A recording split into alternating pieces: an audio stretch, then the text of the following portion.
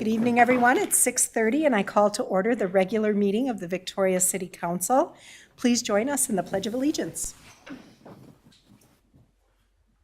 I pledge allegiance to the flag of the United States of America and to the republic for which it stands, one nation, under God, indivisible, with liberty and justice for all. The first item on our agenda tonight are the announcements. There will be a special meeting of the City Council on Monday, November 14th at 5:15 p.m. for Council to canvass the 2022 election results. Additionally, the Council will hold a budget workshop on Monday, November 28th at 5 p.m. to discuss the 2023 enterprise and capital funds, the 5-year capital improvement plan, and the final general fund budget and levy. All meetings of the City Council are open to the public and held in the council chambers at City Hall unless otherwise noted. We encourage anyone who wants to attend our City Council meetings or workshops in person to contact our City Clerk in advance.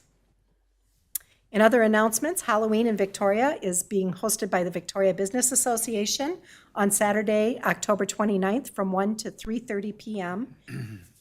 Downtown at the Bayfront Plaza. Join us for this family-friendly event. Trick-or-treating will occur at participating businesses from 1 to 2 p.m., and kids' games will be over by the bandstand from 1:30 to 3:30 p.m. The general election will be held on Tuesday, November 8th. Polls are open from 7 a.m. to 8 p.m., and we encourage everyone to get out and vote. Finally, the city will again host our annual winter lighting event, downtown Victoria, on Thursday, December 1st at Bayfront Plaza, beginning at 6 p.m. We hope to see you all there. Our next order of business is to adopt the final agenda. Council, can I get a motion? Motion to adopt final agenda. Second. We have a motion and a second. All in favor signify by saying aye. Aye. Any opposed? Motion carries. We'll move on to our next item, which is open forum. This is an opportunity for anyone to address the council on an item that is not on the agenda or in application that will be coming to the council at a future date.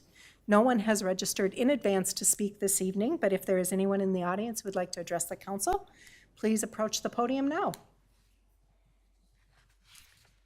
Seeing no one, we'll move on to our consent agenda. Items on our consent agenda are routine, administrative, and don't require deliberation, or are housekeeping items that are required by law. Consent agenda items are approved with one vote unless someone requests an item to be considered separately. Ms. Hardy, does staff wish to pull anything from the consent agenda this evening? None from staff, Madam Mayor. Any members of the council wish to pull anything from the consent agenda?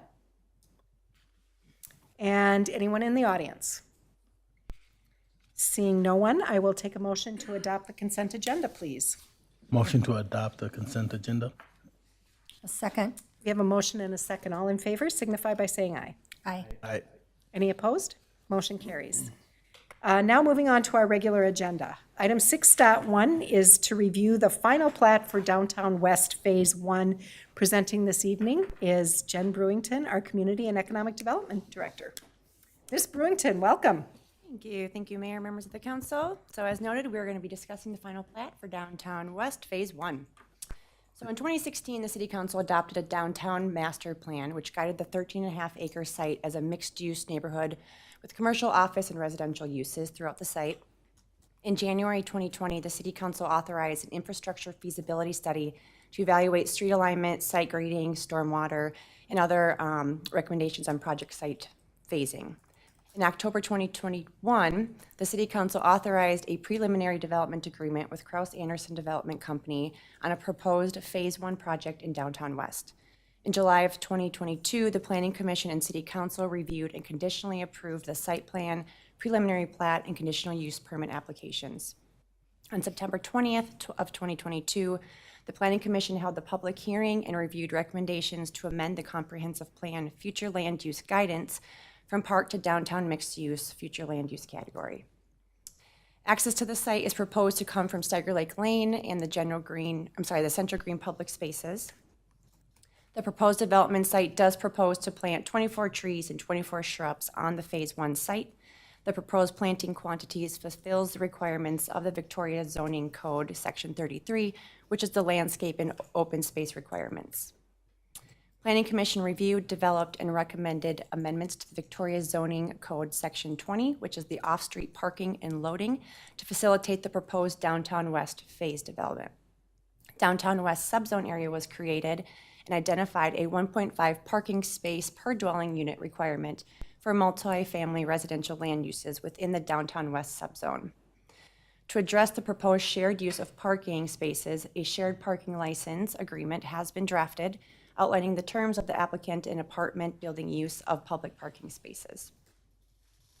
The city will license the use of designated public parking spaces located on the street and within the Central Green parking area.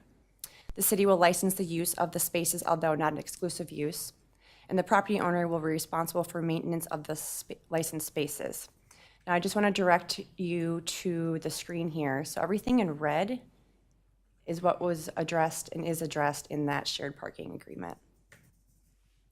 Approval of the development agreement is subject to the developer executing the following: acquisition of private property, verification of funding to complete the project, and closing on city property. Staff is supportive of the proposed Downtown West Phase 1 final plat with the following recommended conditions: entering into development agreement with the city. The applicant should fulfill all of the purchase agreement city-owned land proposed for development prior to recording the final plat. Enter into a shared parking license agreement. A building permit shall be obtained prior to proceeding with building construction, and all improvements shall comply with building codes. Complying with all requirements of the city attorney's plat opinion, and then recording the final plat with Carver County. So with that very quick presentation, do we have any questions or discussions? Just letting you know the applicants are here today with us as well. Terrific. Thank you, Ms. Brewington. Welcome to Mr. Marco and Mr. McLean here in the audience again this evening. Council, questions? All right.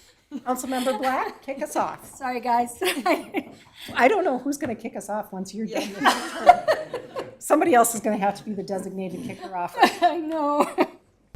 All right. Okay, so Councilmember Black, please. basically there's some discrepancies in the presentations that we've been given, and I just wanted to kind of go over them.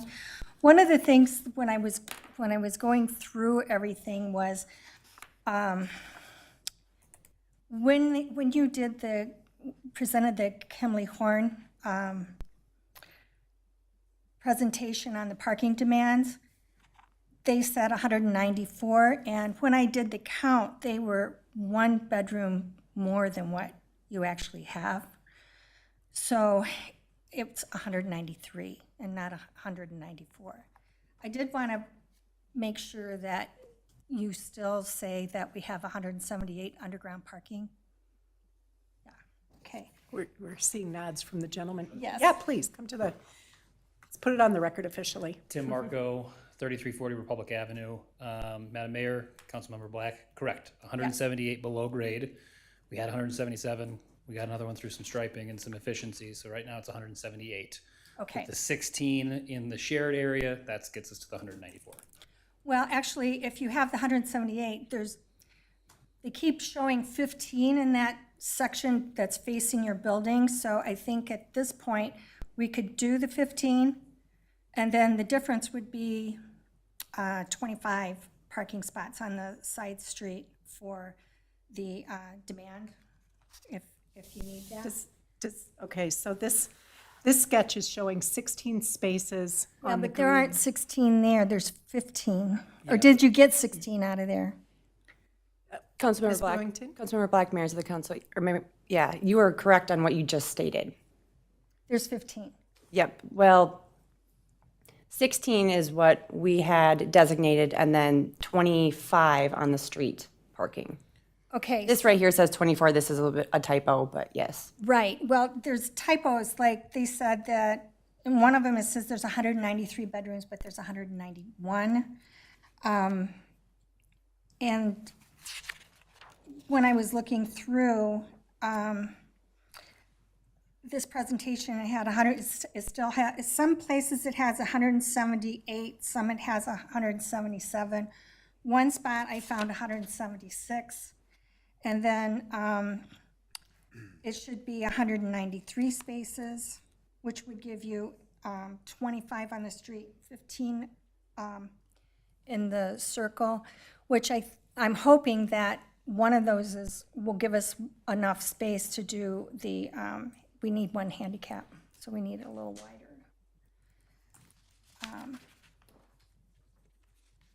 So, let's see.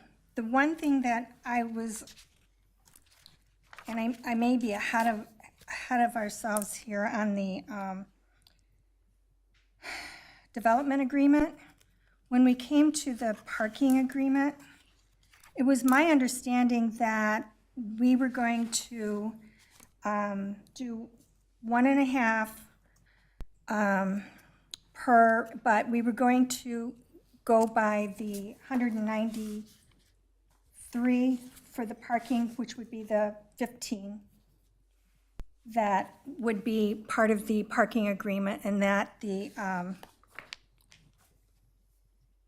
street parking would only be if you needed it, which you have it already on there. I mean, my understanding was that you didn't really need that. That's only if, to meet code, so to speak. Is that right? That's correct. The 25 street parking, or off-street, how we define it in the parking agreement, was to get to the 1.5 ratio that the city was requiring. Our analysis shows that we just needed the extra 16 is what we had been working off of through this agreement within that shared parking for the overnight Right. designated areas. Right, So and that would be at the green. So the difference to make that up would have been the proof of parking, which doesn't necessarily mean that you have to have that in the agreement at this time. It just means that if we find that you do have to have it, then we can make an agreement for that. Is that correct, or was I mistaken on the way that was agreed upon at the council meeting? Because this is showing that all in one. Okay. Ms. Hardy, you want to take that? I'm going to take a stab at it. Thank you, Mayor, Councilmember Black, members of the council.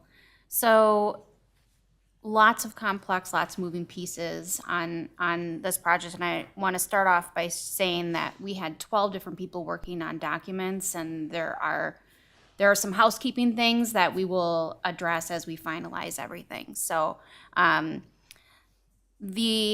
to Councilmember Black's question about parking, yes, I do recall there being discussions about proof of parking, but the shared parking agreement to get to the 1.5 ratio, which is what we heard the council say you all wanted us to do to get to that 1.5 ratio, we had to enter into the license the whole entire thing. So the shared parking agreement speaks to getting to the 1.5. Does that sound correct? Yeah, I'm going to make sure I'm saying That isn't how I understood it. I understood it as the parking, the proof of parking would make that difference up, and we would only do the 15, 16 spots in the front. So when does this proof of parking? It only happens if they find out that they do need the parking. Otherwise, they don't, it just stays in proof of parking. That's a separate contract. Is there some concerns around, so we're talking, I'm assuming you're referring to these 25 street parking. Yes. So my question on that would be, who's responsible for maintaining those 25 on-street parking spaces? So I'm looking at the team. Mayor, members of the council, I'll take a stab at it, and if I'm incorrect, I'll let the team correct me. And so through the shared parking agreement, very high level, essentially the developer will take care of maintaining those spots for us for all of the ones, the 15 or 16 in front of the building, the ones alongside the street. So they will maintain those. Are you saying that they're going to plow the street? We are saying that they're going to work with their residents to move vehicles and coordinate plowing of those specific spaces. In the event that that doesn't happen on a timely basis, we have the right through the agreement to go in there and perform that work and charge a fee for that service. Okay, I'm talking about on the street. Correct. Not in the central green. I understood that they were going to do the central green. But now you're telling me that they're gonna do the street going up to the building? No, for the central green. Okay, but they're not gonna do the street. We will do that. Now, they're only in need of those spots in the central green for the overnight pieces. I understand that. But the picture was in red saying that they're gonna take care of that whole area, the whole length of their building. May I Yes. answer your question? Madam Mayor, Councilmember Black. So what I think was hard to see in the photograph or in the site plan is there's actually two shades. So the shaded area in the top in the central green, as Dana mentioned, is the area that we're gonna maintain from a Right. snow plowing perspective, which we already all agree on. The off-street parking, I guess is what it's called, it's a different shaded of color because it's a different defined term in the agreement. It's non-exclusive use, it's not for overnight parking. It's 25 stalls to meet the code that's required at 1.5 from the city's perspective. So can our residents park there during the day? Certainly, not overnight. It's non-exclusive use. It can be used by anybody else that's going to the central green, as most of those other stalls are as well. Our maintenance responsibility only focuses on the central green overnight parking stalls that we have. And Mayor, if I can just Yeah, please, Attorney flesh that Wells. in a little bit more. So terms are important in these agreements. With respect to maintenance, the only maintenance we're talking about here is what you've been referring to, which is ice and snow removal. For sort of concrete replacement or asphalt replacement, the city's going to do that in the central green and on the street. One, and then two, let's be clear that while it's developers' obligation in the central green area to remove snow, they have 24-hour access to those spots and they're going to want to remove snow is the theory. The city has the right to do that, right? I mean, if that doesn't get done for some reason, the city has the right to go in and do that and assess isn't the right word, but charge that cost to the developer. So a little nuance on those points, but that's the deal. So what does that color mean then? So that's exactly where I was gonna go. That pink that's right behind that darker red shade is the sidewalk area that we've agreed to maintain along the entire boundary of the property. So Okay. the actual darker red, as I see it, and it may be a different color, but that's what I see on the screen, is the actual parking stalls, those parallel stalls. The pink that's on the inside of that is the sidewalk area that we've agreed to maintain.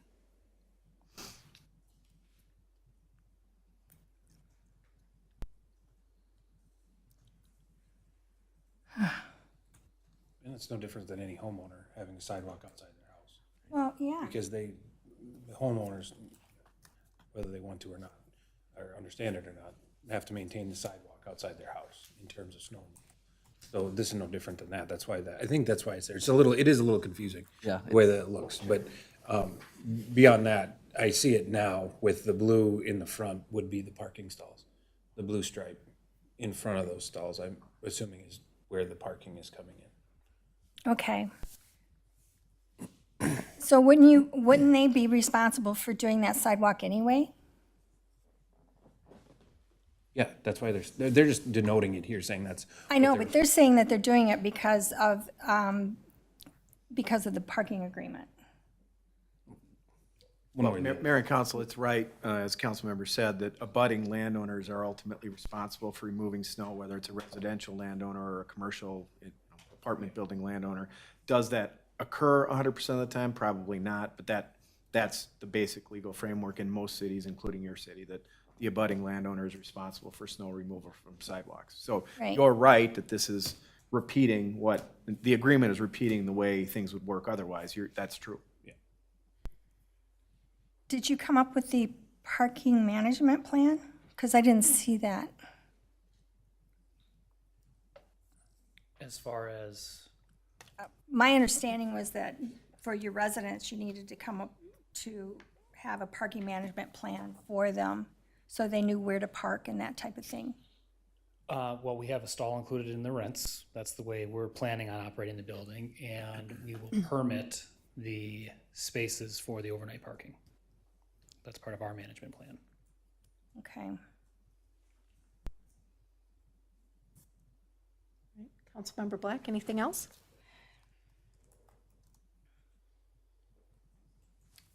I don't know. The proof of parking, I think, would have been fine. I don't know that we needed to include everything. The proof of parking would have given us the code without having to actually say that those parking spots are shared. Because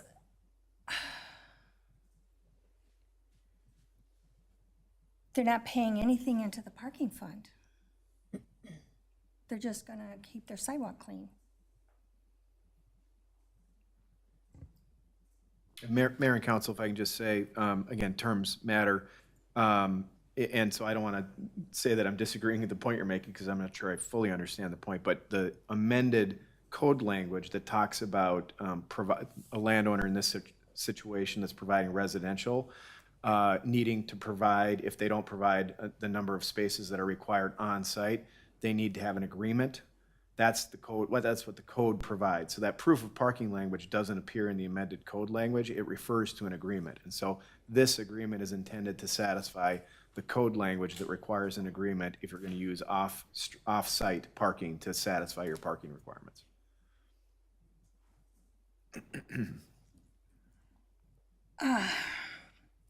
It was my understanding that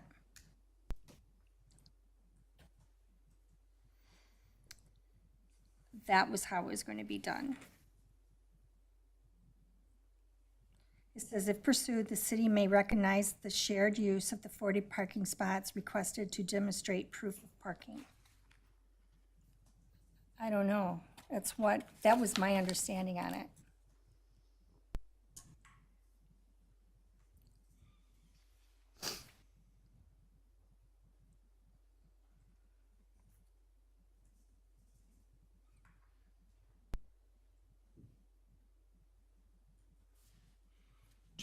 Judy, say more about the parking fund. What's your concern there? The concern is that we're doing shared parking for 40 spots. You know, the 15 I was okay with. Now we're doing shared parking, and it's looking like we're doing shared parking for them for this without having to pay into any kind of parking fund. And how is that going to look to the other businesses when they come along? If we say that it's in proof of parking, that if it is needed, then we can make an agreement. Then it doesn't look like we're just giving it to them. That's my thought. You mean when the other businesses fill out the 13.5 acres? Any businesses, if they see that we just did this on a shared basis just to meet code, what do you think the other businesses are going to want? Any other developer is going to have we're going to have to have parking evaluated for that particular need. But they're the first here, and we need this parking for this area. They're the first here, so it looks right now, yes, being the first building being put in this area, it looks like they're getting a benefit that they're really not. We're telling them we need that parking because we're looking into the future that we're going to need the parking. Right now, it's the only parking out in front of their building, and I'm nobody's. not talking about right in the front. I was okay with that. I'm talking about the 25 on the street. That's what I'm talking about. The street parking is essentially right in front of their building, which is going to go towards, once we have other buildings in the 13.5 area within this area for people to use. I know, but he said he doesn't even need it. We need it for a few. Well, I know we need it, so. So we've that's got not- an agreement to have those spaces put in there. That's why they're there. We're paying for those spaces. Right. Because we need it. Because we need it. I'm not saying we don't need it. I'm saying they don't need to be in it doesn't need to be in the shared parking.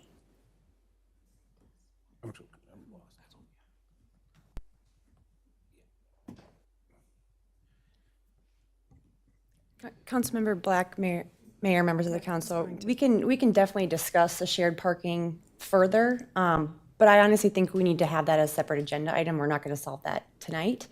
I was going back through some old files, and this was discussed in 2008, so I think it could be a timely discussion to discuss as we see more developments, to Councilmember Gunderson's point.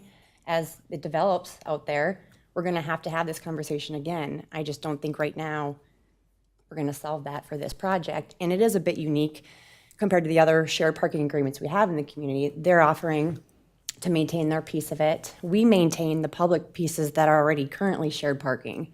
Public Works does. So we had to, partner with Public Works on who is going to maintain that, and they have agreed to do that. They've also are contributing to the infrastructure, the central green, and they're putting, dollars into this project as well. So it is a bit different than our current shared parking agreements that we have.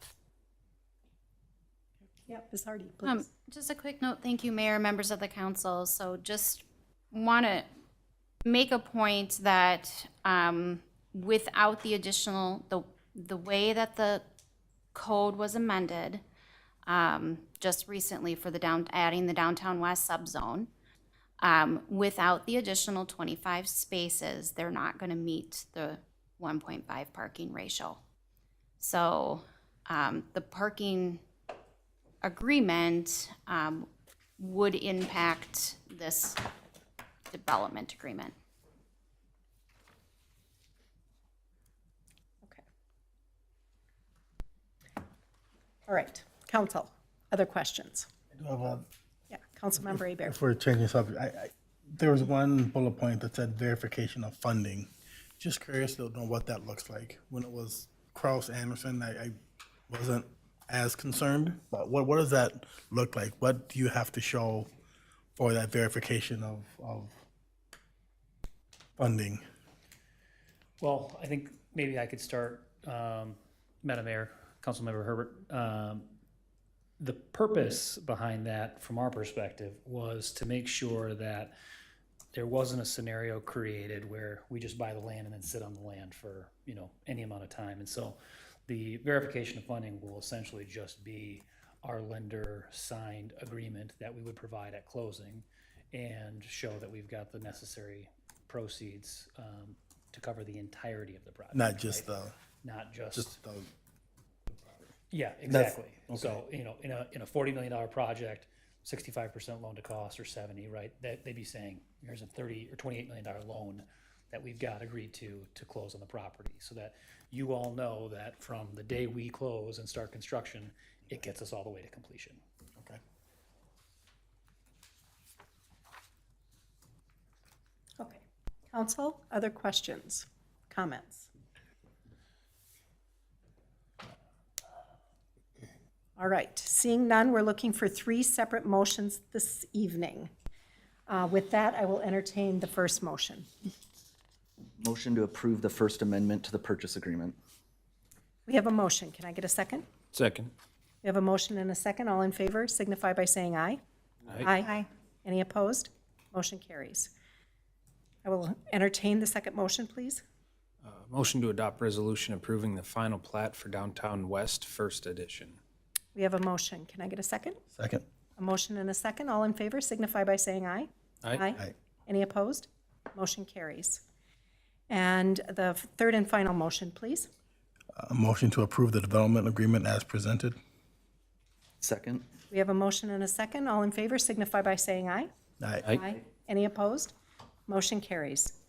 Thank you so much, gentlemen. We look forward to Downtown West Phase 1. Moving on, item 6.2 is to approve the TIF agreement for Downtown West. Presenting this evening is Community and Economic Development Director Jen Brewington. And with her this evening is our financial advisor, Ms. Tammy Amdahl. Ladies, welcome. The floor is yours. Jen, are you going to start? Yes, thank you, Please. Mayor, members of the council.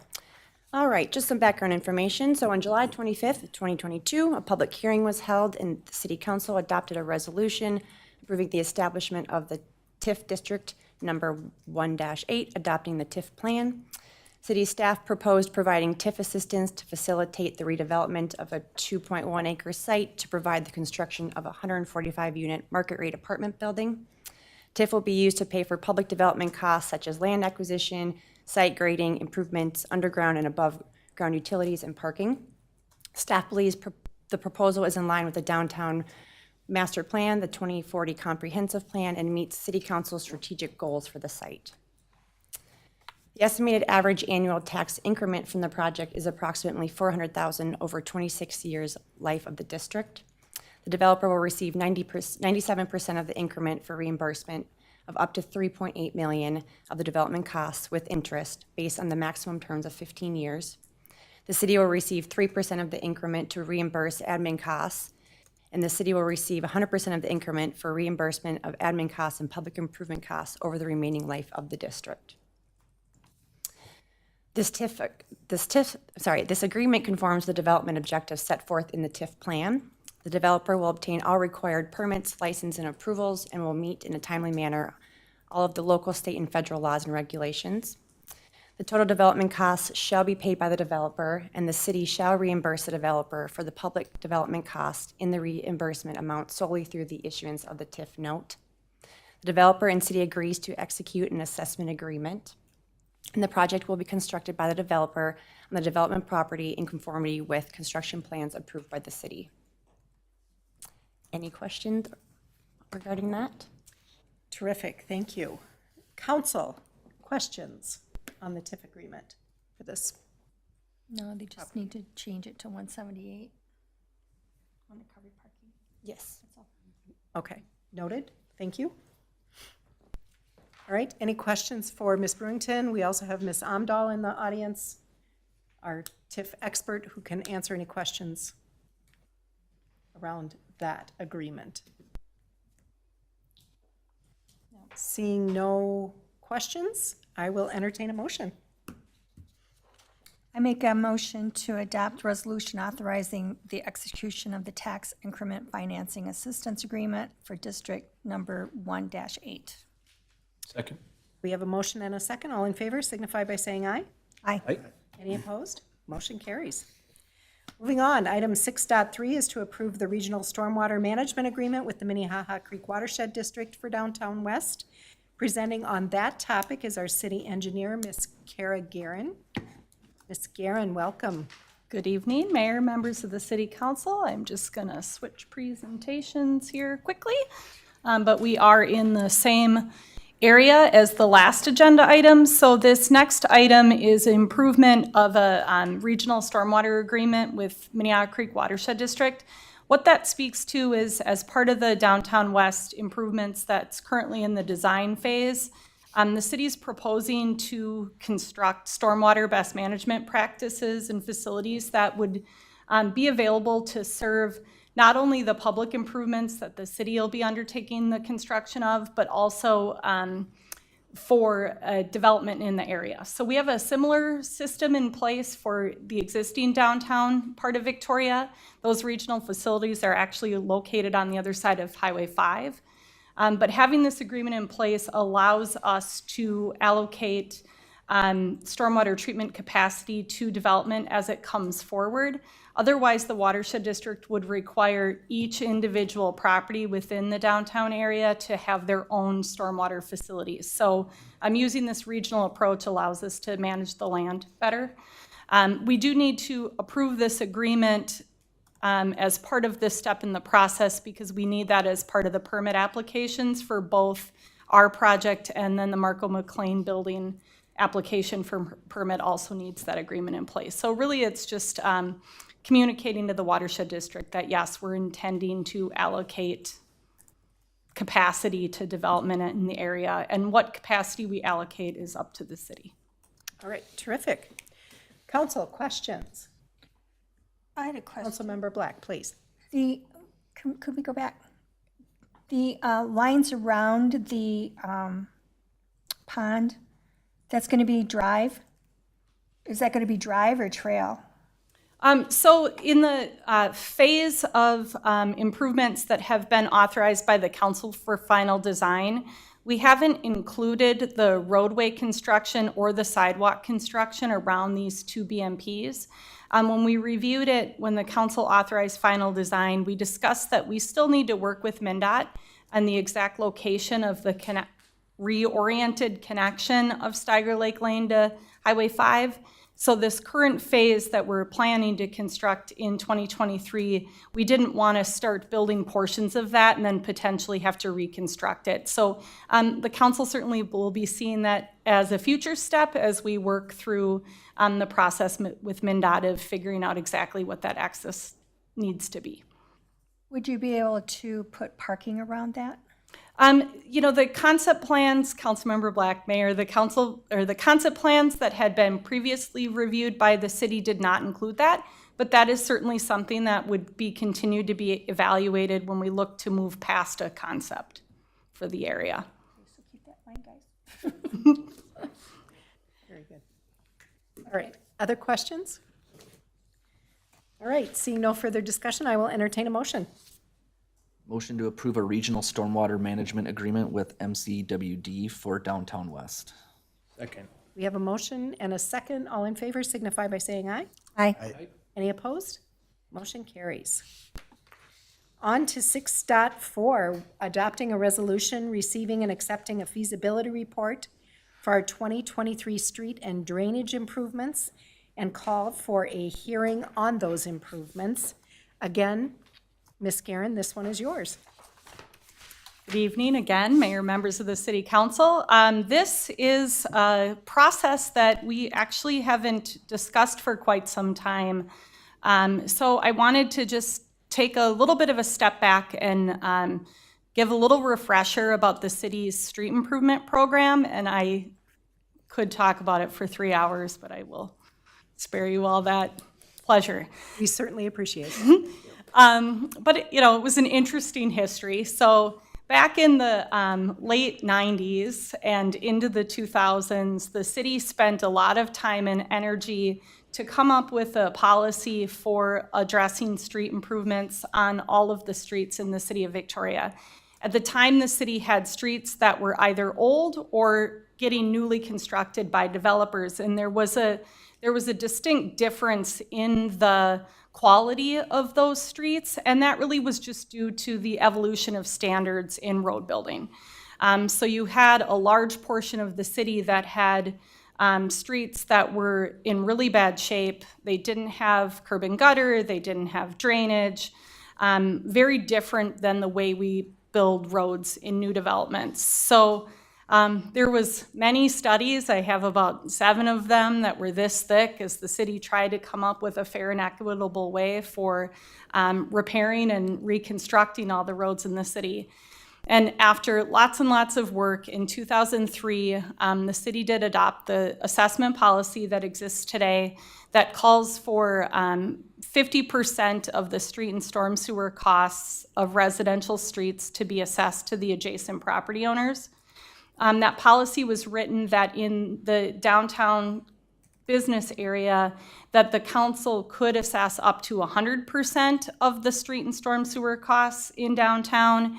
And the methodology for actually completing those assessments varied too within the policy. But the policy itself does give the council flexibility for determining what the right approach is for any project that comes the city's way. But under the process, the first residential streets were reconstructed in 2004. I skipped over it, but all of the first phase of downtown was completed under this policy in 2003. In 2005, the city developed a first ever 5-year capital improvement plan that was adopted. And the city stayed the course of tackling really all the streets that were identified back in 2005 as needing to be reconstructed. So that program was ongoing all the way through 2018 with street projects really being completed annually. With that, and this is a slightly old graphic, but there's a handful of streets left in the city shown here in purple that haven't yet been reconstructed that are substandard and will need to be reconstructed. So the council did recently authorize a contract for reconstruction of the portion of Steiger Lake Lane that exists out there today, the 2-lane, no curb and gutter, doesn't have the city sand section in it. That piece is underway. But all of these streets in purple remained purple because there really were some external factors that were causing the city to say it's not time to do those yet. So they went in an unplanned column, and within the last 2 years, the city's been revisiting some of those and working on getting them programmed for improvement because a number of them are just really getting to be in really bad shape. Creating some ongoing challenges for the Public Works Department. They end up having to just do a lot of extensive patching of these roadways, and the road just falls apart again. So specifically, at a previous council meeting, the council authorized a feasibility study to take a look at the streets we're going to talk about tonight, as well as commercial. So commercial by the gas station there. So we have taken a look at both of those. You'll see in the feasibility study tonight, we are only recommending moving forward with adoption of a study for these streets, which we'll talk about in detail here.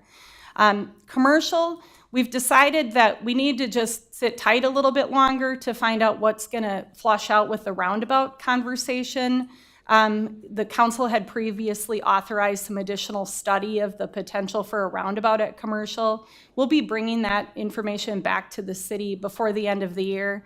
But if that becomes a thing, we maybe want to wait to reconstruct the rest of commercial until we know if that roundabout is happening. And if it's not happening for 5 years, we might want to wait to do any improvements so we don't run the risk of having to rip up newly constructed improvements. The public generally doesn't love when we do that. So what we're going to talk about tonight is the Rose and Sunflower and commercial area.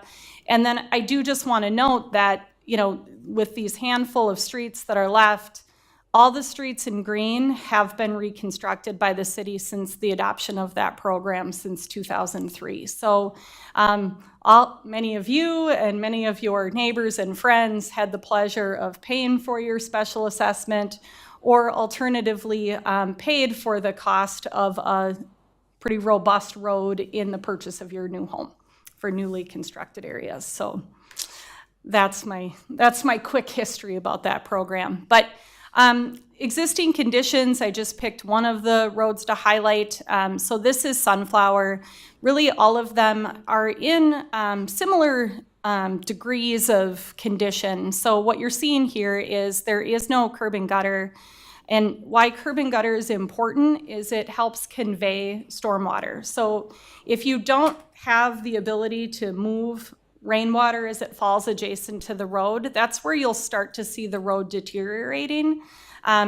What you're seeing here, this section of pavement looks great, but the reason for that is Public Works has been putting Band-Aids on the road. So they'll come in and do pretty extensive patching to help keep the road passable and not, dangerous for walkers or cars. But what we see as engineers when we take a look at the road and the other roads that are shown in purple on that previous map is roads that are beyond their useful life. So they really are reach the point where they need to be fully rebuilt. So this image here on the right is a street that was reconstructed a number of years ago. But what we'd be looking to do would be complete a similar improvement to these streets. So reconstruct them, put in new curb and gutter. We'd be putting in the whole new city street section that has sand, so a sand subgrade layer that's underneath the pavement and gravel surface that provides drainage with our heavy clay soils. That's a really important piece of our street package that many don't have the pleasure of seeing, that I spend lots of time thinking about and getting excited about. Curb and gutter would be included in the project. So this is just a blow up of 80th Street, which is a commercial area.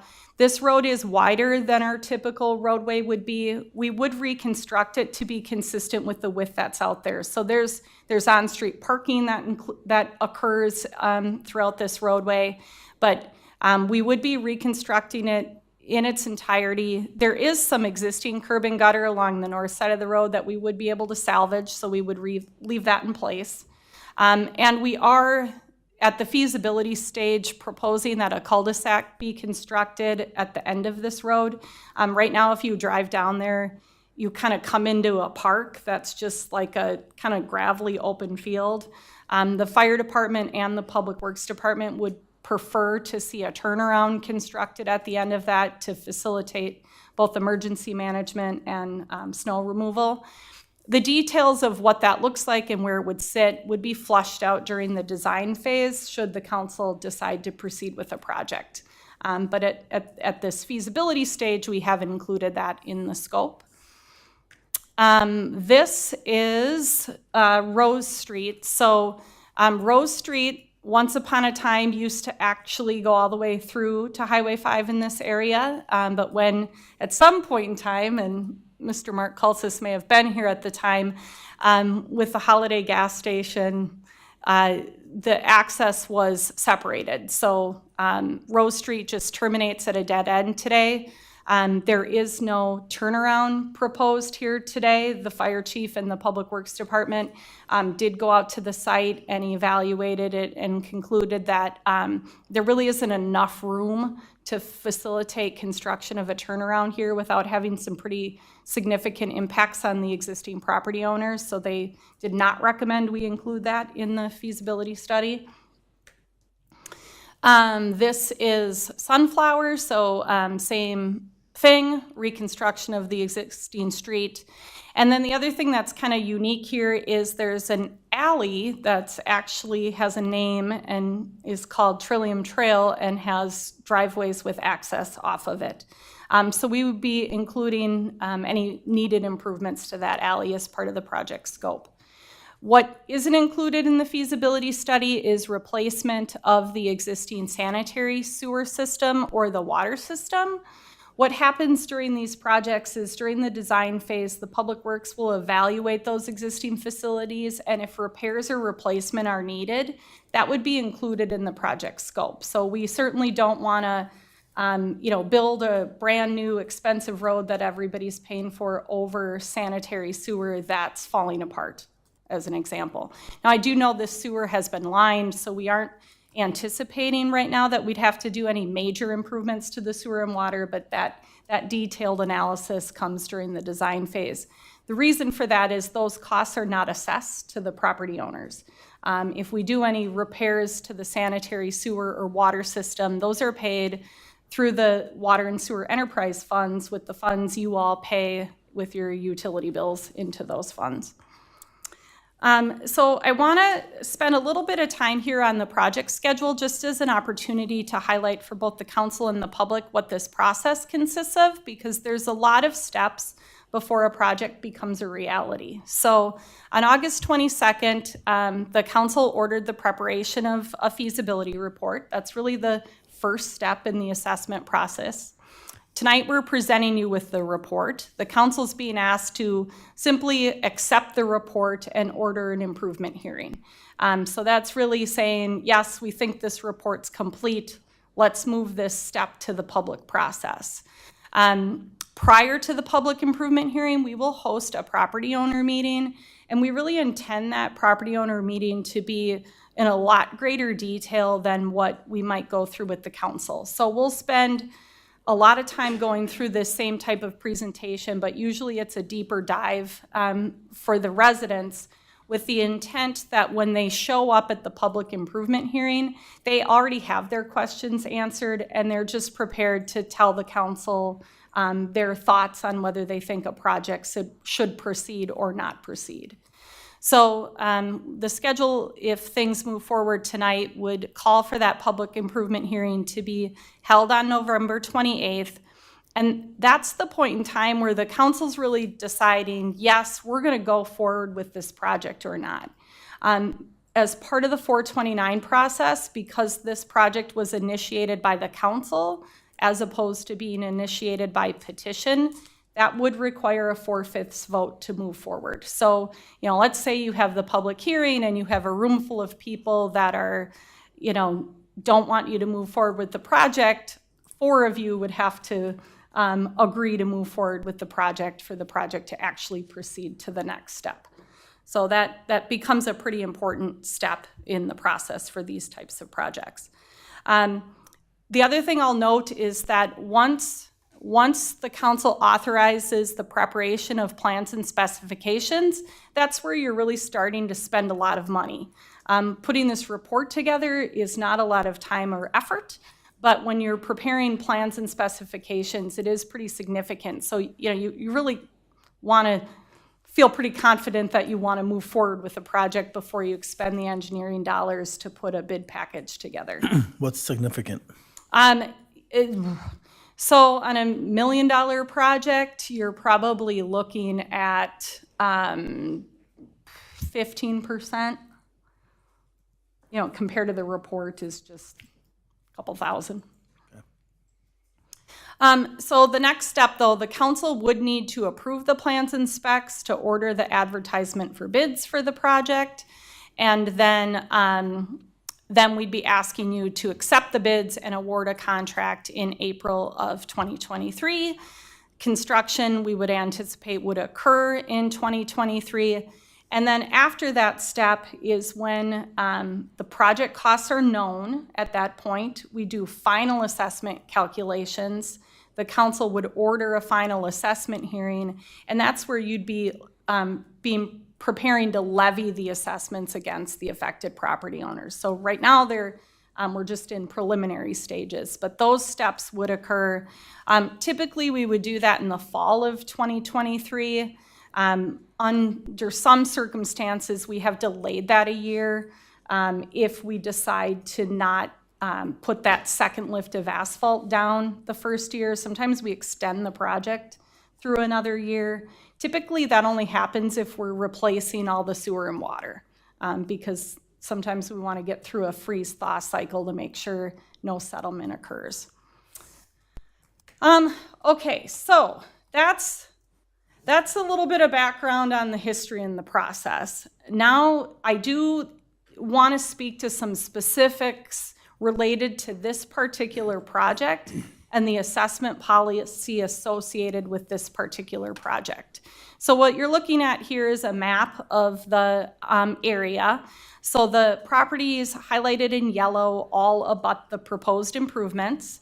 The roads we're talking about approving are this road, our Trillium Trail Alley over here, and then this road here.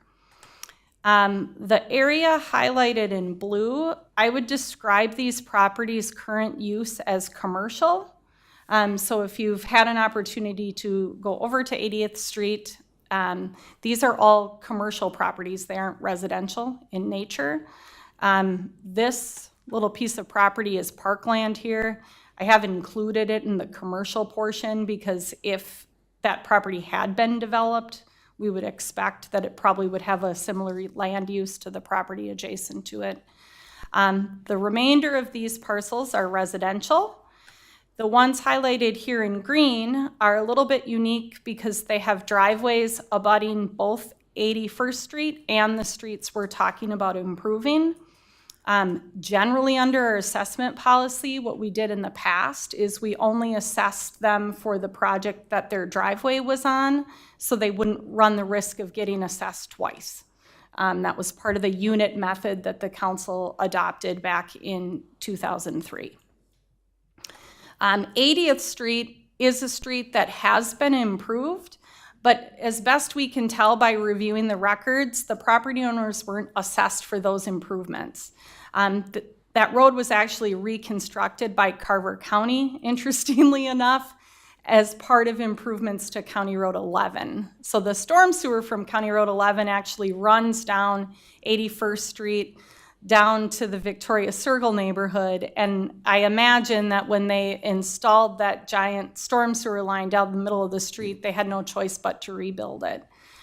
So we're going to continue to review that, but we don't believe these folks were assessed for that improvement, and so it would make sense to not include them in the other scope.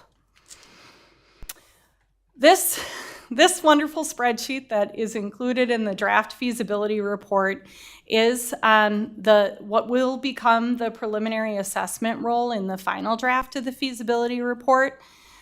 Typically, I don't I include this level of detail in the process at this point, but we really wanted to take an opportunity to take a look at what the assessment calculations would be in this neighborhood when I go back and I treat it the same way we were treating projects back in, the 2000s.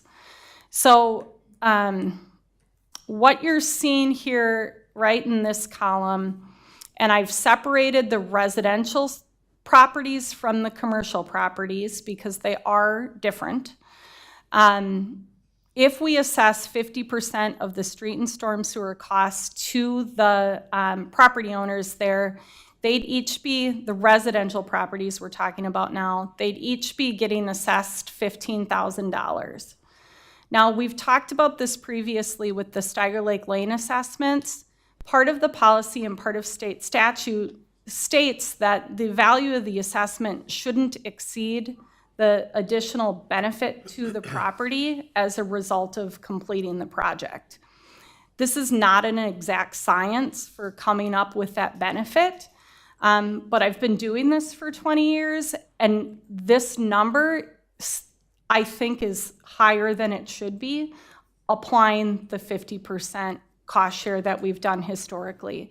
And I think the big difference is we've seen construction costs go up quite a bit, and then combine that with the fact that these are smaller lots, lower value homes compared to, we would see assessments up at 15,000 up around Lake Minnetonka. So, those larger lots, much less density. So, working through the calculations and meeting with the city manager about it today, we landed that we think the more appropriate methodology to use for the residential assessments would be to assess 30% of the costs, which comes out to an assessment around $9,000. So jumping over to the commercial properties, those numbers assessing 75% by linear foot, Roland and Donna Mae Olson, so that's Olson Cabinetry, they'd be looking at an assessment of $75,000, which really did not feel at all appropriate for the type of commercial property we're talking about in this area. So we also looked at applying the 30% factor, and we looked at providing it on a linear foot basis. But the policy does allow us to look at a per unit basis. So taking a look at the properties here, unlike, say, where you're in the existing part of downtown where you have a lot of retail frontage that really benefits from being on the road because you have all this retail frontage, a cabinet maker, this little electric guy, this auto repair business, they really all benefit from the roadways pretty much uniformly. So both Dana and I were landing on a recommendation to also treat those projects as a per unit assessment. So what you're seeing here in these two columns is what Dana and I are recommending that we finalize the feasibility report on that basis. That doesn't mean the council couldn't decide to change your minds after you have the public improvement hearing. Once you get feedback from the property owners, you could direct staff to go do something different before you proceeded with the project. But for the purposes of moving to the next step, that's where we landed. So I think it's important to have some conversation around that to make sure that council's comfortable with providing the direction for me to finalize the report on that basis. And if you're comfortable with doing that, then what we'd be looking for would be approval of a resolution accepting the report finalized in that manner and calling for the hearing. And that was a whole lot of information, and I'm happy to answer any questions you all might have.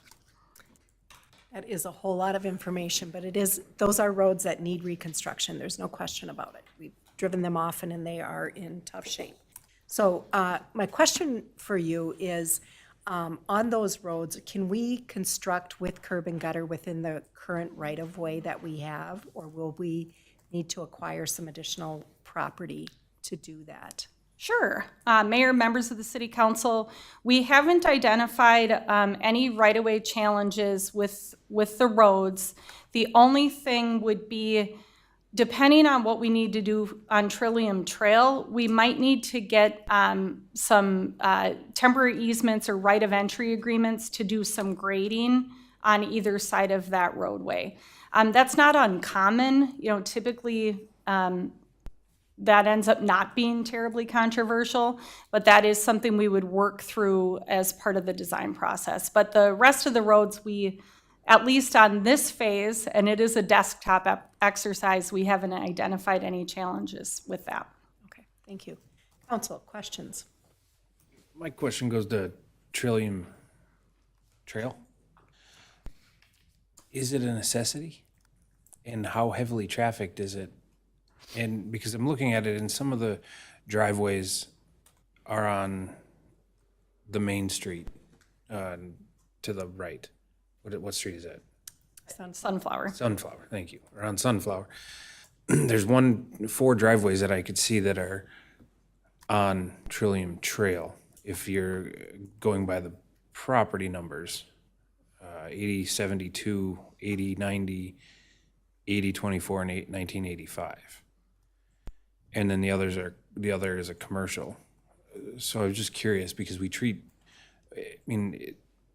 it's not heavily trafficked, is it in that terrible a shape that the residents are complaining about it? To update it, I'm just trying to reduce costs on a project is my thinking. If it's not an absolute highly trafficked road. So, Councilmember Gunderson, we decided at the feasibility stage to include it, to make sure that we had it included within the project area and the project notification. That roadway used to be gravel and was causing a lot of problems, so the Public Works Department ended up going in and paving it. Yep. When I look at the pavement today, a lot of the pavement is in pretty good condition.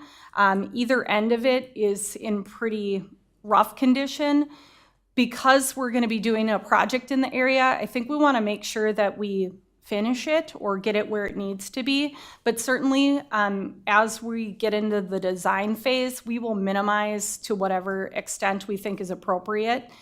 We aren't proposing to put curb and gutter on that alley because it's so narrow, but we need to take a look at the drainage and make sure we're still getting the water away appropriately. But yeah, there would be an opportunity to save some costs there, and that's definitely something that we're anticipating possibly being able to do as part of the design phase. I mean, even to the point of directing everyone down Sunflower, other than the residents of that road. And I suspect it probably doesn't get a lot of traffic beyond people. When if you go up there, you feel like you're driving down an alley. You wouldn't necessarily want to cut through there. And if there's a turnaround at the end of,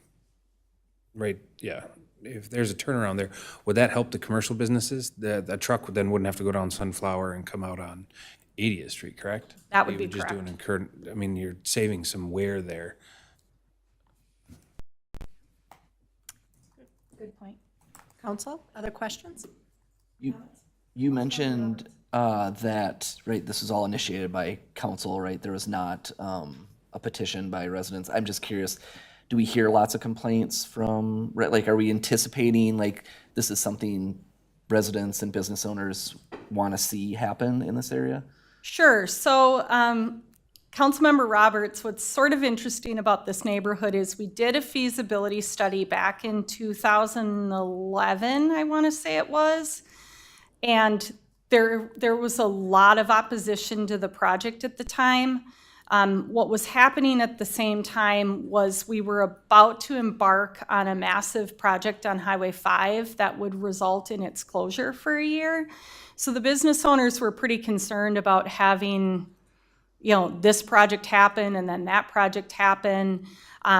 So prior to any, the council didn't even get, we got to the property owner meeting, and ended up just saying, we're gonna defer this.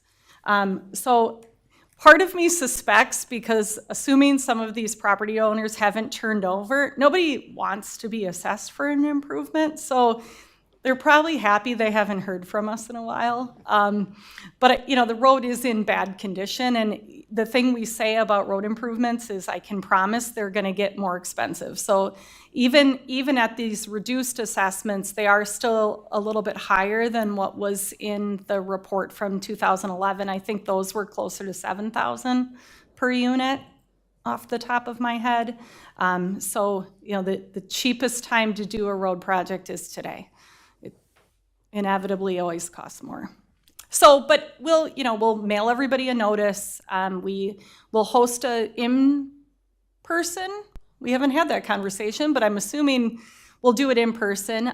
We're finding that some people like the virtual option for these types of projects because they don't have to find childcare, but I think this is a small enough group that we'll shoot for in person, and we make ourselves available to anybody who can't attend the meeting to spend time with them to go through the information. We really want them to be able to come to the public improvement hearing prepared to speak to the project, not just coming to ask questions, because then it's harder for them to provide that feedback on the spot. Thank you. Anything else? Question on that, as that access to Highway 5. Talk to us a little bit about that. That's a little bit probably of a substandard access to Highway 5. What's going to happen there?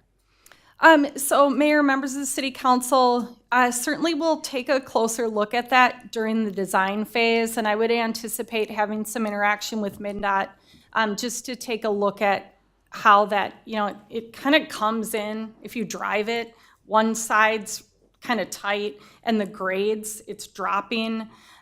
So we'll take a look at anything we can do to try to just make that a little bit better than it is today.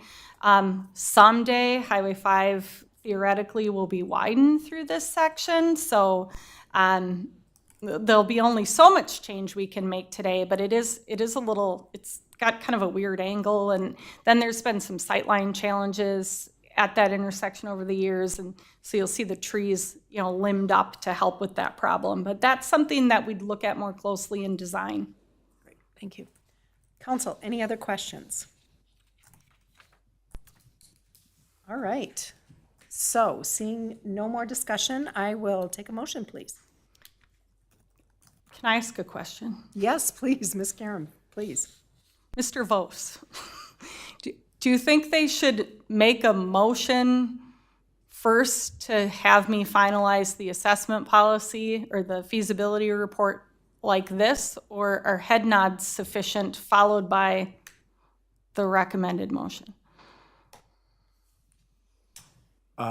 Yeah, Mayor and Council and City Engineer, I think your report, as you've supplemented it here tonight, is fine for them to receive or accept. I think that ultimately your recommendations and staff recommendations about the assessment that gets applied will, of course, have to get meted out prior to the assessment hearing, which is half a year out.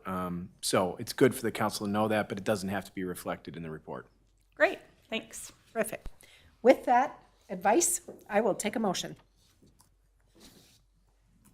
Motion to adopt a resolution receiving and accepting a feasibility report for the 2023 street and drainage improvements and calling for a hearing on the improvements. Second. We have a motion and a second. All in favor signify by saying aye. Aye. Any opposed?